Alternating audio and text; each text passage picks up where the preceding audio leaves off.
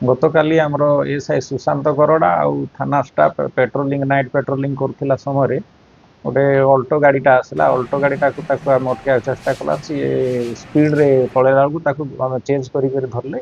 ଧରିଲା ପରେ ଭେରିଫାଏ କଲାରୁ ସେଠୁ ଇଏ ଯୋଉ ଡ୍ରାଇଭର ଥିଲା ତାକୁ ଆମେ ନା ପଚାରିବାରୁ ସିଏ ଆମକୁ କହିଲା କ'ଣ ଭୁବନ ଗରଡା ବୋଲିକିରି ସେନାପତି ସାହିରୁ କହିଲା। ତାପରେ ତାକୁ ଭେରିଫାଏ କଲାରୁ ଆମେ ସେଠୁ ଗୋଟେ ମାନେ କଣ୍ଟ୍ରି ମେଡ୍ ପିସ୍ତଲ ପାଇଲୁ, ତାର 4ଟା ଆମ୍ୟୁନେସନ୍, ଫେକ୍ ନମ୍ବର ପ୍ଲେଟ୍, ଆଉ ଛୁରୀ, ଆଉ ସିମ୍ କାର୍ଡ, ଏମିତି ବିଭିନ୍ନ ପ୍ରକାର ଜିନିଷ ପାଇଲୁ।